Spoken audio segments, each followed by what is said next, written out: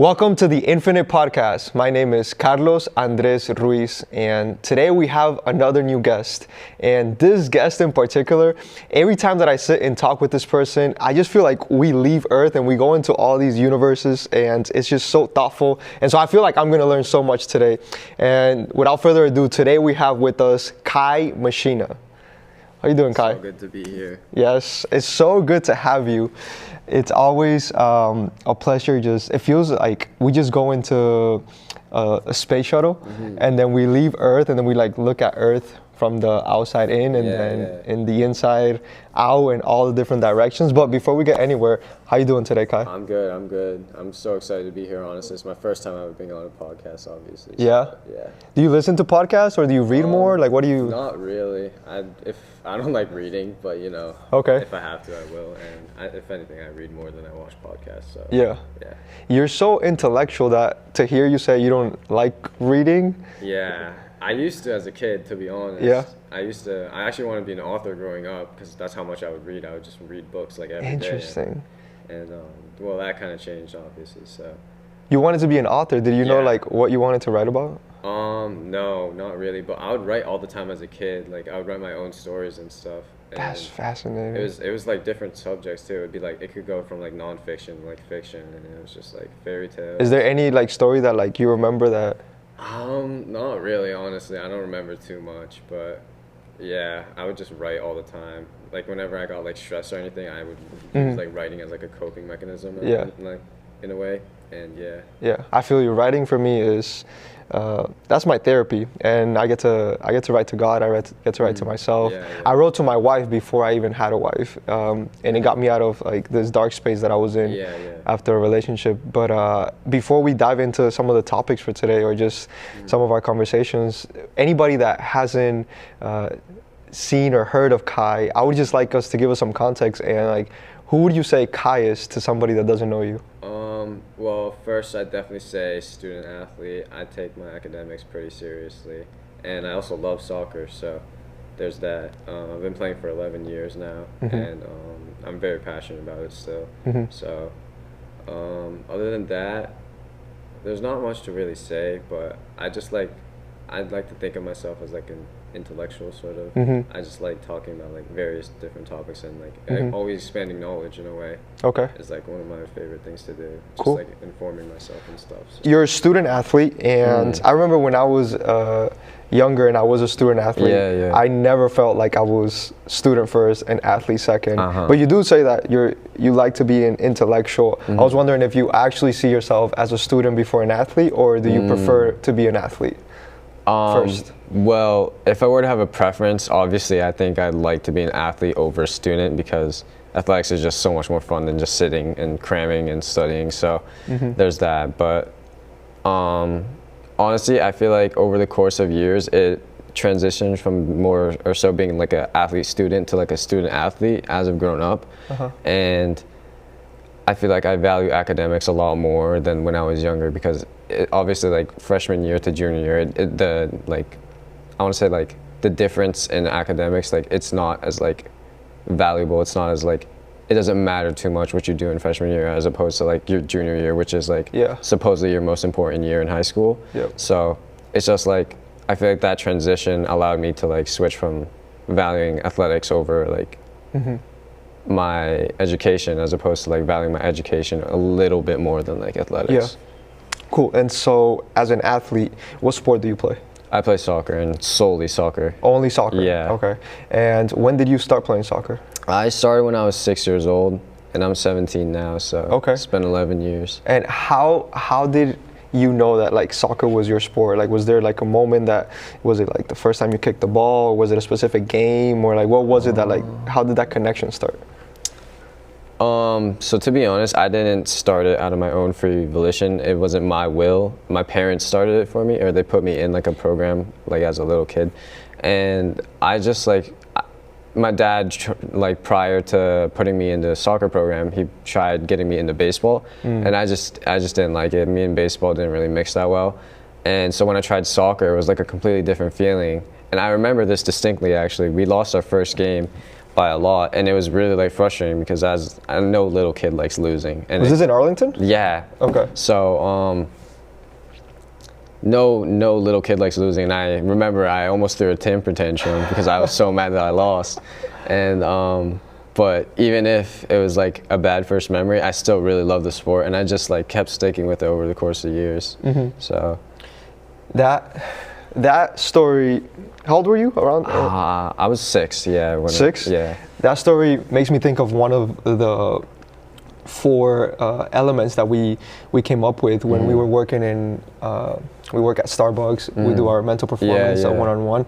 And for me, like when we find these pillars that are inside of the person that I work with, I always feel that this was not something that just came out of nowhere, but that it was inside of you from a very young age. Yeah. And when you talk about this inability to accept loss, one of the words that we chose was desire. And you have like this deep desire to, and some would call it competitive, but I think when I think of you, like, yes, you're very competitive, but I think you have something that you're searching for, so deeply, and when you don't get it, like it hits you in a degree of like passion comes out.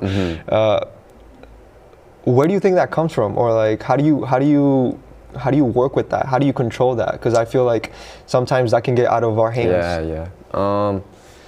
To be honest, sometimes I can't control it. Like passion is just like such a strong feeling at times, like especially when it comes to soccer, like a loss that's like particularly frustrating will like really get me riled up.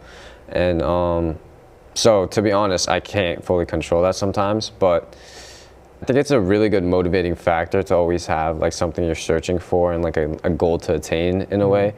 And yeah, that kind of just keeps spurring me on to keep playing. Like obviously I'm not going to go D1, but I really do want to play club when I'm at a college. So there's that, like that goal of like saying, oh, I really want to play club in college. I need to get better in order to like make sure I make that level. And for me, Coach Christo, actually, you know him fairly well. Yeah, I distinctly remember this. It was one of his really old videos, and he was like, instead of dreaming or like aspiring to go pro or like reach a certain level, I remember him saying that like his goal was to see how far he can push himself in terms of levels. And it's like that really resonated with me, and I kind of like took that upon myself. And I was really like, instead of aiming to go pro or D1, I just want to see how far I can really get with my soccer career. And I think that's something that's like really changed me, and like I think changed my goals. Yeah, so I like that. It really pushed I was looking through the notes of our sessions, and there was a phrase that captures that you're saying at the moment, and it was that when we talked about your desire, it felt almost like an addiction for something. And we started to differentiate that, like, there's a difference between being addicted to the outcome and being addicted to growth. And so often when we live inside of athletics, the outcome is so consuming, and we'll lie to ourselves in the like, no, I love the game, but no, I think you love to win. As an athlete or as a coach. And then how toxic it can become if the addiction is to the outcome versus when the addiction is to growth. Do you feel in this moment in your life, whether it's athletics or it is in school, do you feel like you have a better relationship in your addiction to outcome versus your addiction to growth? Yeah, I think like the ratio between the two is really important, honestly, because obviously if you're too attached in a way to the outcome, if you're constantly losing and like it's just setback after setback, you're not really like going to be happy, you're not going to be content. And I think that's the beauty in falling in love with the process in a way, like what you said. And I think I have, like, over the course of time, since we've talked about that actually, and we brought that to the light, I think I've started falling in love with the process a lot more, and I think that's really healthy for me. That's good. And so one of the elements, so we created a compass, and we had 4 directions. One of them was desire, and we felt like that was like at the top. And then we had 3 other ones, and I felt like a good place to maybe begin, I'll just give you the word, and then you take a couple seconds to tell me from 1 to 10 where you feel like you are at now. Let's start with desire. From 1 to 10, where are you? I feel like my desire honestly has weakened a little bit, but as we're approaching like my upcoming club season, my desire to like win and have a really good club season is very strong. So I think in that regard, I'm like prospering. Honestly, I think I'd put that at like a 8 or a 9, pretty high. 8 or a 9. When you think of the season, it goes to 8 or 9. Yeah, and it just then motivates when you think of me so now, much. you feel like it's a little bit underneath that. Yeah. Okay. Why do you feel like it's a little bit lower? Or I feel like my passion for soccer has like dwindled a tiny bit over the course of years, but I'm still obviously like very passionate about the sport. Otherwise, I wouldn't be playing. And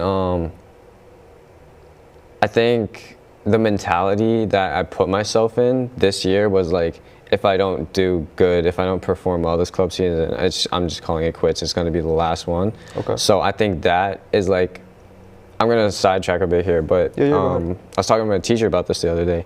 There's actually a Chinese military strategy. And I know that sounds really like arbitrary and random, but if they're losing the battle, what the generals will do is pit themselves against a river. So the soldiers either have to choose to fight to death or they choose to drown in the river, trying to flee. So that unifies the army and like forces them to fight harder because it's death either way, but you might as well try and overcome the enemy. Yeah. So I kind of put myself in that situation by like putting my back to a river in a way, in the sense that like if I don't do good this club season, my soccer career is over. I'm quitting. And so I think that's what's pushing me so hard this particular club season. It's just like my desire is like through the roof. Yeah. So this is why I love talking to you. Yeah. Because you bring stories like this. And so at the moment, the river is the equivalent of just everything ending. Everything ending. Yeah. And then the battle is continuing to play soccer. Yeah, yeah. Wow. And that arose a unique or a different desire? Yeah, like a different intensity of desire. Intensity, okay, okay, that's good. Because there's so many times where if people are honest, like we always see the social media or the videos that go on to everybody that's like, oh, grind and you always want to go and like, but what do you do when the desire's not there, when the intensity is not there? And I think things like this are just such practical ways to just mentally shift yourself to increase, even if it's by 1% your intensity. I love that story. You talked about this with your teacher. How did you get to this conversation with them? It's actually a little political. We were talking about the conflict in Israel and Gaza. And it was like sort of, I saw this theory online by like this really renowned professor. And it was like how in the Quran, Israel is going to face everyone at the end of the world, and it's going to be like Israel versus everyone. And I don't want to get like too political, obviously, but like by Israel pitting themselves against the world, they're trying to like speed up the end of the world so that they can get to that point. And that the way they're going about it is just like that Chinese military strategy. So you feel a point of view of yours is like they may be doing this. You don't know if they are or not, but you feel I think it's fairly obvious to see that that's what they're doing, because what they could have done, instead of like bombings and all these horrific actions that the entire world could see, they could poison wells, they could do so many undercover things, but instead of doing that, they chose to like pit themselves against the world by doing all these atrocities. And statistically speaking, I did my research on this actually. What they're doing is genocide. I know it's a very heavy topic here, but and it's not only that, but over half, 50% of Gaza's population is children. So it's genocide against children, and I find that like extremely unacceptable to begin with, and I find that just like it's a crazy atrocity. And how did your teacher feel about it was my theology teacher actually that I mentioned a couple times. And we were just talking about how like it's so horrible, and I was just like, there's so much evil in the world, but he brought up a really good intellectual point, I feel like. And he said, because I like to tie things into God with him, even though I'm not like Catholic or Christian. I just find that like talk very interesting. And he's been trying to convert me for quite a while, actually. To what? Catholicism. Okay. And So yeah, we were talking about that, and I was like, why is there so much evil in the world? And then he flipped that around actually, and he was like, why is there so much good in the world? And at first that had me really confused. I was like, what is he talking about? But then he was like, and then it like clicked for me. And I was like, oh, it's because we don't inherently deserve anything good. Like nothing is promised to us. But this is like where the part where it ties into religion. It was like, God, we're like dust to God, but he loves that dust so much that he gave us all these good things in the world. And although there is so much evil in the world, I think his point was like, it's kind of like a glass half empty, glass half full type situation. And it was really like, we don't deserve anything good, but yet we have it, thanks be to God. And that was like a really interesting perspective to have. Is this constant, well, we went from club to genocide, which is, again, this is why I love sitting down with you.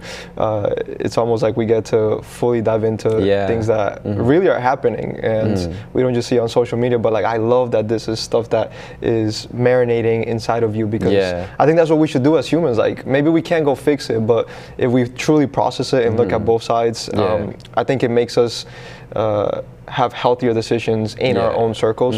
For sure. And there is this constant battle of good and evil. And I heard it from somebody that I love to hear, and he was talking about us being dust, but we are both dust, and when we were created from dust, God put breath inside of us. And so we are both the breath of God and the dust on the ground. And I wonder if like the dust is the nasty version of us, and the breath of God is everything the divine, the good, right? And then it becomes this battle that I think I've heard you in this conversation talk about a few times, is when you're talking about your dad, like it wasn't your will to play soccer. And there's a certain age where we have free will and we don't have free will. And then you were talking about how Israel chose to do a specific approach. And so you have dust and you have the breath of God, and then somewhere in that collision, there's free will. And I think what gives me hope, because in the midst of so much evil and so much evil or things that are going wrong, is like I always go back to like, if we went to God and we asked him like, why are things so bad, he would just ask us that same question back. And he'd say, well, I gave you dominion over the earth. Like humans have created this. And I think to a certain degree, God trusts us more than we trust ourselves as human. To, if we messed it up, we can also bring it, because the collision of dust and his breath are still in us. But I think the breath can live on its own. I don't think the dust has a life of its own. Yeah, definitely not. And so I think the breath of God activates the potential of the dust. But to be honest, like there's a lot of like, when I think of dust or the ground, it's like it's soil. And depending on whether it's good soil or bad soil, the harvest or the fruitfulness of what's coming out. And so I think sometimes it's just more a matter of like, we don't take care of our soil. You know, and that's our ownership. Like that, we're supposed to make sure that we're healthy and that we're making decisions that are for us, that allows so that when something breathes in us, which what's crazy is that God allows there to be breath in us, whether it's good soil or bad soil, it's gonna flourish. And so it's on us as the dust to make sure that we're taking good care of us. But it's a great point of view. To not neglect that there's both good and evil, because I think sometimes we can fall in and almost feel like, oh no, like the people that sometimes I hear spiritual people or people from church that like everything is good, just believe that it's going to be good. Like no, but you're neglecting like there's actual evil. Maybe you're not experiencing. And then the same thing is with evil. Like some people are just very pessimistic and hopeless because of the evil. But what do you think? Do you think good is stronger than evil? Do you think evil is stronger than good, or is it just is it like 50-50? I think it's pretty 50-50, but I would like to obviously believe that the good is stronger than the evil in this world. And it's kind of like that hopefulness that's kind of dangerous, because it can so easily be crushed. And so, to be honest, I think your approach and like what you said to like how people find ignorance and bliss of how like if everything's good, I don't need to see the evil, but as opposed to like I know all the evil, I can't see anything good. And I think like that middle ground of like finding, oh, I can see the evil in the world, but yeah, I can still accept and like cherish the good things. I think that's the middle ground that's like so important. and like a lot of people unfortunately haven't found yet. And I think obviously I'm still a teenager, I'm still growing up, I still haven't found that perfect middle ground either, but I think that's like one of the main things I would like to strive for, because being pessimistic all the time and saying, oh, there's so much evil, why, like why, is that's just not healthy for like spiritually, physically, because that can deteriorate your physical state, and especially mentally, because that can really put someone in like a really low state of mind. Like that can get people very depressed. And so yeah, I think that state of like realism of being in the middle and in between is like so crucial, finding that like midpoint. That takes me to another one of your, we'll call them core values, and I'm under the impression that evil will continue to seem like it's winning unless we come to the fullness of this core value that you pointed out.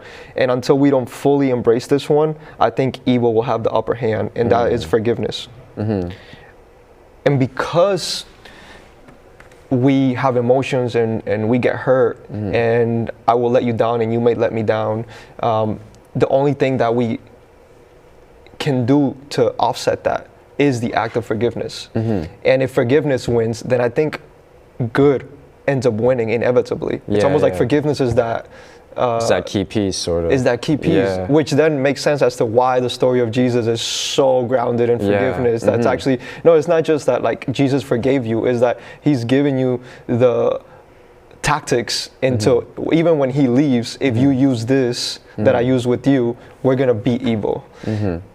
All that to say, 1 to 10, where are you today with forgiveness? Forgiveness. Oh, this is one I struggle with daily, actually. I find it very difficult. I'm going to put myself in the middle at like a 5, to be honest, because I find I have really bad road rage, to be honest. There was, and I didn't know this at the time, but there was a Asian woman and she was driving 15 miles in a 40 and I was getting livid. Like I was like cussing. I was so mad. And then afterwards, my dad brought this up to me in the car, and he was like, I think you need to be more like lenient and like forgiving, because you don't know what's going on in her life. And I was like, at first I was like, there's no excuse to be driving 15 and 40. But then I was like, yeah, I guess you're right. So I think forgiveness is really key, especially like with what you said and like helping the good defeat the evil. And it's really just like, if you're not forgiving, you can't move past wrongs that happen, and that in itself is like sort of morally evil, because if you're just constantly holding grudges and you're just like berating people for things they did in the past instead of forgiving them and moving on, it also like hinders you. And like, I like what you said before. You said fullness of expression of humanity, I think, and that was like, I think that's really beautiful, to be honest, because it's like God put us on earth to flourish and become the best humans we can become.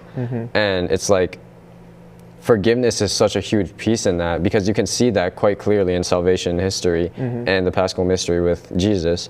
So it's rooted so deeply into us, and I think it's something we should really try to like have prosper. Yeah, and I always look at these, I like to call them truths. And whenever I run into a truth, I'm like, for example, like at this moment, like I ran into, like as we were talking, I'm like, oh, like forgiveness is the tool for good to defeat evil every single time. And then every time I run into, I'm like, yo, God, like how do these truths like prove to me that this is not just like this divine truth? Like give me like a practical. And he's like, any truth that I give you, if you implement it into any area of your life, if it holds truth, then that's more evidence of it.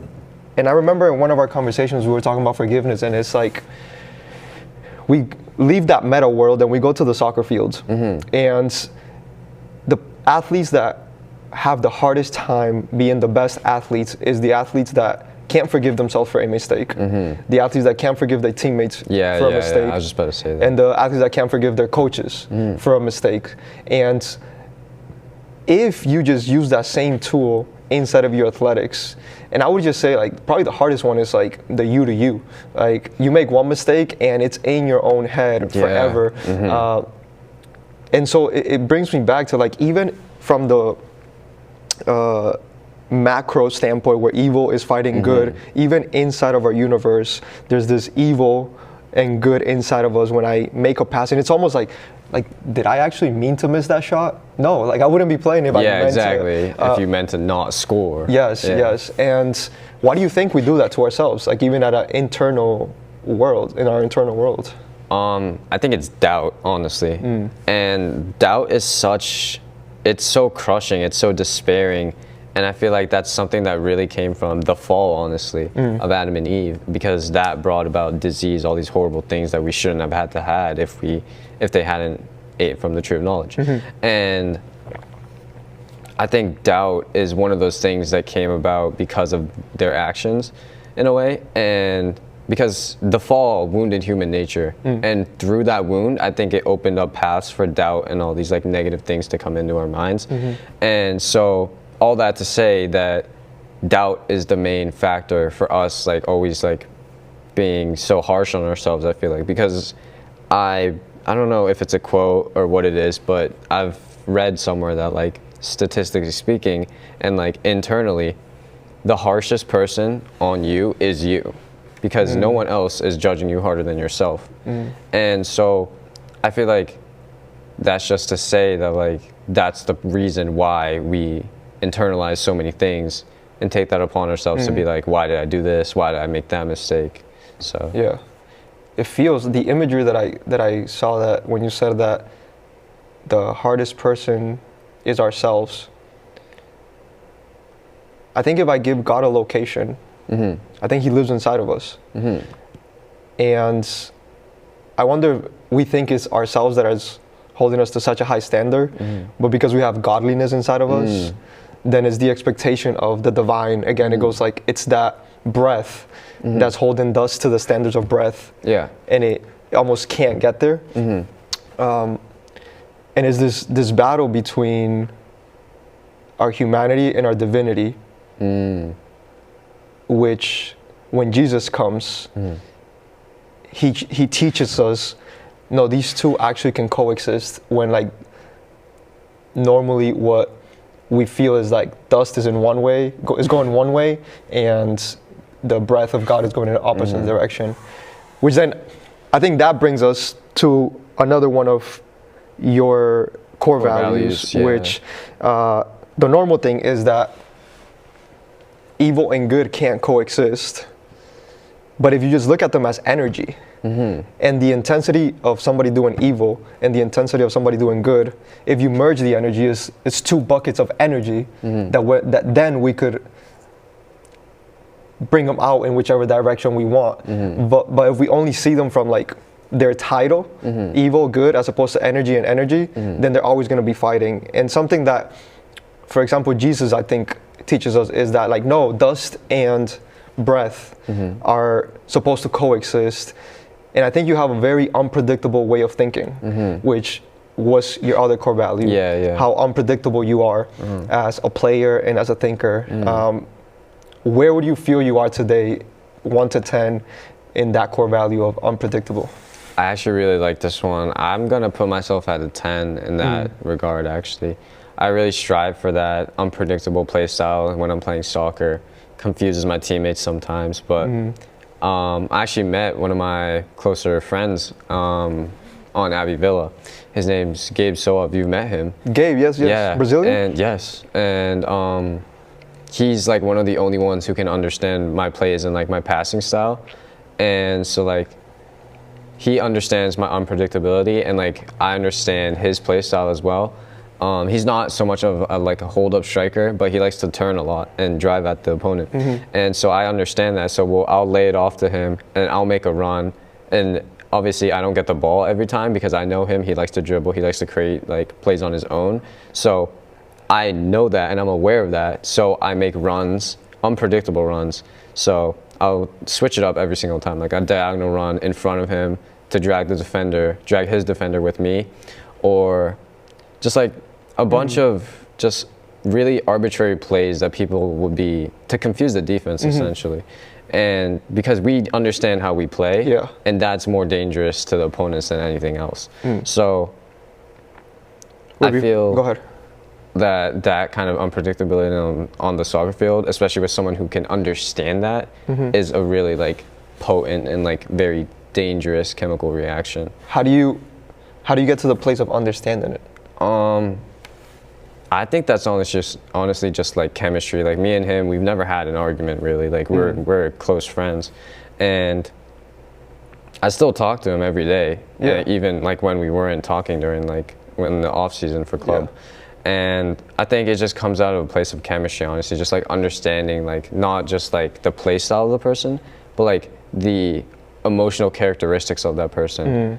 Like you have to, it's almost like you can get so into his shoes that you almost like can have full empathy. You can fully identify with him because you know how unpredictable he is because you are unpredictable. Exactly. And so it's these overlapping things that allow you to not feel bitter when maybe he turns and he loses the ball because you're like, oh, I know exactly how that feels, and I've done that before. Yeah. So like, yeah.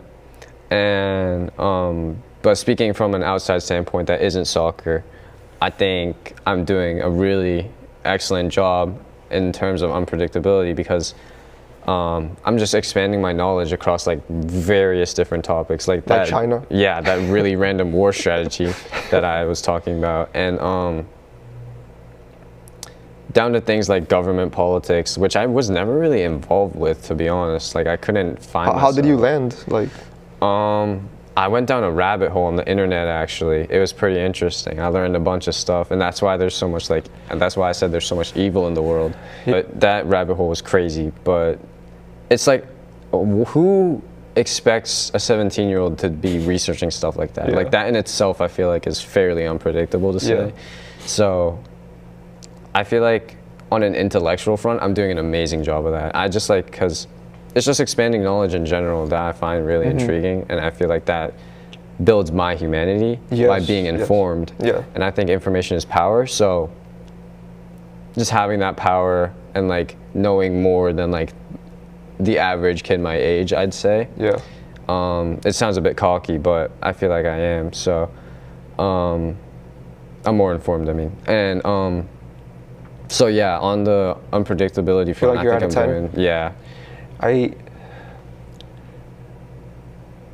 I think that there's something about that ability to just dive into universes that you are not comfortable with, that I think the world is missing. That you need to almost leave your own side. Like if I believe in Jesus, let me go hang out with an atheist, and then I'm gonna fully understand all of his questions. But I think sometimes we don't do it because we think that I think deep inside, the problem is that you don't actually believe in Jesus. You're afraid that you're gonna end up finding something that messes up your belief. But when you fully believe in something, you have no problem going and wandering around. Because you have that like unyielding conviction. Yes. And if you land at a place where your beliefs change, then maybe what you believed in wasn't the truth. It's not your truth in that season. But doing that, I think, opens up the opportunity for growth, and not just personal growth, but relational growth. Like you can the now growth of a society. Yes, of the society, and you can understand how people act in war as much as you can understand how a center forward acts, and that just adds texture to your human expression, and you become less angry at something that is different from you and more curious. And so it's like, why does this person, I don't know, if I find it a lot with Christians. I'm a Christian myself, but like I find that Christians are very intimidated when somebody tries to tell them that God doesn't exist. And it's like, no, don't look at them with like, less. It's like, okay, let's dive into that curiosity, because if I feel that God and Jesus is the way, then like, I'm not afraid to dive into that. And somewhere in there, I think what God actually longs for is, if in that conversation one doesn't convert the other, there was a human connection. And I think the human connection matters more to God than the conversion, because if conversion is the goal, if you want to, like, even in sales, like it's the human connection that's going to get you the sale more than the actual how much I'm going to sell you the product, And when I think of unpredictability, I mean, every time that we went through these, you blew my mind because I couldn't unsee Jesus. Like, there's nothing more unpredictable than God becoming a human. Yeah, that is so true. You know, and the holy stepping into the unholy, you know, and it's this flipping what the norm is and trying to show us that there's a inside of unpredictability, the only thing that can make us be at our most whole expression is when we understand the other. And it's when you understand Gabe that it's so easy to forgive him when he turns. Yeah. Because you fully understand when he so now Jesus or God understands when we sin because he was human and he was tempted. He was tempted to turn in the same way that Gabe, and so it's fascinating that like these principles are wired inside of the human story in a way that if you use these, again, I go back, like, good will always, like, not just be evil, it's gonna be like 5-0 obliterated. 10, yes. But I think maybe we're too self-centered. I think if you were too self-centered, you wouldn't understand Gabe, you know? And so I think that there's something about understanding the other that if we do better, we'll be able to create not just the best, because then now Gabe knows that even if he turns and loses the ball, you're not mad at him. Yeah. And so he's still going to play more free because his friend is not mad at him. Exactly. And so it's not that he wants to lose the ball on purpose, it's that he's confident to take risk. And then for us, like, for example, like, it's not that we want to sin, is that, like, as humans, we want to take risks. And I think sometimes, like, when we're creating, for example, like AI, or we're creating, like, how to get to another planet, like, in the process of expanding the intellect that we have, evil comes around. And I think, like, being able to, like, not fully demean, like, AI, not fully demean going to outside planets, but it's more like, okay, at what point, like, okay, Gabe did lose the ball. That we shouldn't do. We can evaluate that on film, on whatever, but that doesn't affect my relationship with Gabe. Like, you still are welcome into Gabe. And so the mistakes that I make don't make God not have a relationship with me. He's still gonna pass me the ball again, you know? And so somewhere along those lines, it's just the story overlaps. And this takes us to the fourth one, which I think... I actually have something important to say about what you were talking about. And I think in order to achieve our, like, fullness in human expression, we're human nature, it's rooted in us to be afraid of the unknown. Like you were saying, like, a Christian is afraid of the atheist because they don't know what they're going to say if they're going to change their belief. And so I actually... there was a study shown that, like, people aren't afraid of the dark itself, but what could be lurking in the dark, and that's the unknown, and that's what humans are innately afraid of. So that fear is what causes so many, like, bad things to happen, because, like, a Christian doesn't want to like fully be seated in their belief of God because of doubt and fear. Wow. That's and so the darkness example is amazing. So we're not afraid of the darkness. We're afraid of what could be in the darkness. What could be in the darkness. And that always reminds me how, when you think about the human story, because I agree, we shouldn't be afraid of anything, period. Our story starts in the darkness of our mother's womb, and it ends in a tomb, which is also dark. Darkness, And so it's like from darkness to darkness, the one thing that you need for there to be light is darkness, and we're placed in there. And there's something about us that's, okay, if I'm placed in this darkness at the beginning of my life and at the end of the life, that just means that I'm light. And what does it look like? I don't think people walk around with the confidence that if I'm in the darkness, it doesn't matter because I'm light, and now darkness doesn't overcome me. But I do feel that we can get that messed up, that I'm afraid of the darkness and you're afraid of, like, what may be in the darkness. And remember, you're in the darkness, so you're the light. Exactly. You know? Were you gonna say anything else? And going back to, like, fullest human expression, I think that, like, that unpredictability of, like, let's say Gabe, if he makes a mistake by turning and losing the ball, it's not so much as like, oh, fuck, why did he lose the ball? Why did he do that? I think of it as more of like, what could I have done better in order to like help him not lose the ball in that situation? Like make a run. Exactly. Draw a defender with me, maybe like overlap, that kind of stuff. And it's really like, that is so wholesome in a way, because it's like that allows us to achieve that fullest human expression. So that's gonna make me go journal.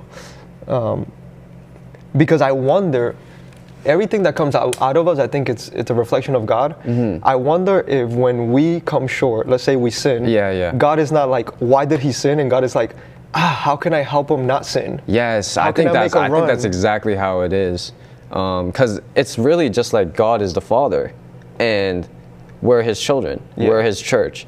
So it's really just like, I completely agree with you on the front that like, how can I make a run so that the next time they have the ball, we help them not make the mistake? And if that was preached, not just in church, but anywhere, I think the world would be a much better place. You would not go to religion out of fear, or you wouldn't be afraid of sin. But the moment you make a mistake, you're like, okay, I made a mistake, but God's gonna help me with the next with the next. And that is, I think that's what we call the beauty of faith, to be honest. So make a run. God is making runs for us.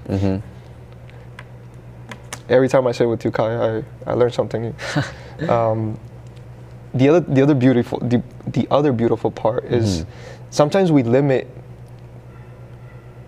running into these moments like almost epiphany in hanging out with only people that believe the same thing as us. And so like, if I limit myself to like, yo, Kai, are you a Christian or not? If not, then I can't go deep with you. But if I made that the center of our conversation, I would have not ran into the fact that, what if God is trying to just constantly help us out? Yes, you know. And again, I guess go back to that fourth one that we haven't talked about, which I didn't put this together, the conversation did, but adaptability is the last one. When it's like, instead of God saying like, Gabe, don't turn, God is like, how can I adapt? So the next time he turns, I can help him. Yes. From 1 to 10, where are you at right now with adaptability? I'm gonna put myself at like a 7 or 8, to be honest. Like on the high end, but like not too high. Because obviously adaptability is like a skill that I think every human should try to like hone in and like max out. And I think it's just so crucial because we're constantly thrown in different situations, and it's really just like that critical thinking skill that I think is just like so dull nowadays. And this is gonna be like another little tangent, but the reason our mind like flashes in like near-death situations is because it's trying to find memories of like a previous situation where something similar happened, but it can't. So our brain is just constantly trying to adapt, and I feel like we're not like constantly aware of that until that like near-death situation, and we're really like, wow, like that's what my brain's constantly doing. And I feel like if we're just like internally aware of that on a daily basis, and we can really hone in on that adaptability skill, I think it's really just like a matter of like. So are you saying that like try to teach our brain to not only use it in moments of death? Yeah, and sort of like just like constantly be adapting, and like, because there's like hundreds of scenarios, thousands of scenarios that we go through every day. Like this is one of them. I didn't expect to be at a podcast, but here I am. And so it's really just a matter of like, can I adapt? Can I survive in this situation? And I think the power to adapt is just so strong, and I think it's just a skill that like everyone needs to like hone in on. I think when we ran into this core value, the one that we connected it to was love. For sure. And it tied a bit into forgiveness as well, because love and forgiveness. So. And how an act of love is an act of adaptability. In the moment that if I didn't have to adapt to someone, it wouldn't necessarily be love, because we're just agreeing the whole time. Exactly, yeah. You know, and I always bring up my relationship with Melissa. Like, it's the moments that she has to adapt to me, and I have to adapt to her. That's what love is. Actual proof of my love. Is like if I'm gonna do a session with you and then last minute I can't make it, it's up to you of like whether to hold a grudge and be angry or forgive, and then adapt to like, let's do it another time. Or the other way around. And again, wouldn't the world be a better place if everyone could do that? Yeah. So you said you were like at an 8 or a 9? 7 or 8. Yeah. 7 or an 8. If you ever go back to being an author, I think these are 4 chapters of your book. That sounds like a really good idea. Desire, adaptability, unpredictability, and forgiveness. I leave today with this crazy point of view of God is making runs for us so that our next action has a lower chance of being a mistake. So thank you for bringing that to us. There's so many other things that we can dive into. I am under the impression that I think we could even make like a mini series. We definitely could. And maybe we'll do 1 a month and dive into, maybe we can, I sometimes I use these also for myself, like if I ever want to write a book, some of the topics, but I think there's so much gold inside of all of these that maybe we'll do once a month and dive a little bit more.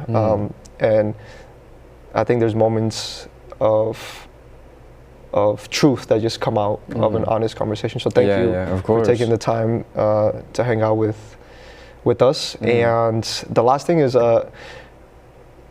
there one thing that you would leave with this conversation and maybe carry with you for the rest of the week or this season of your life?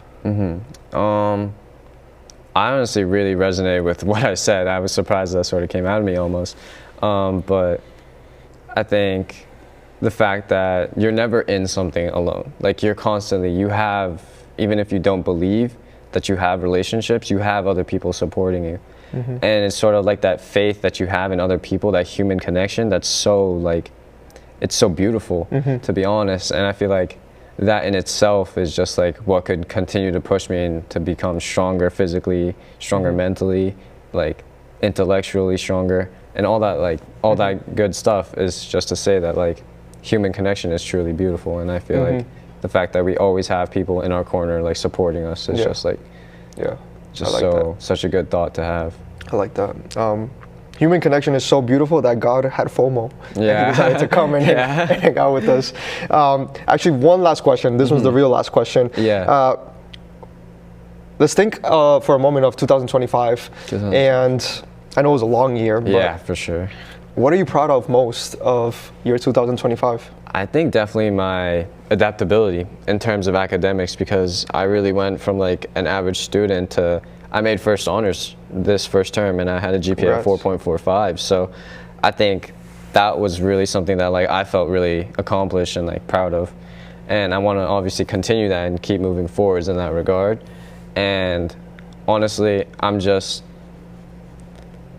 think it's just like amazing that how much I've changed over the course of years and how much I've adapted. And so I think that's what I'm most proud of, to be honest. I like that.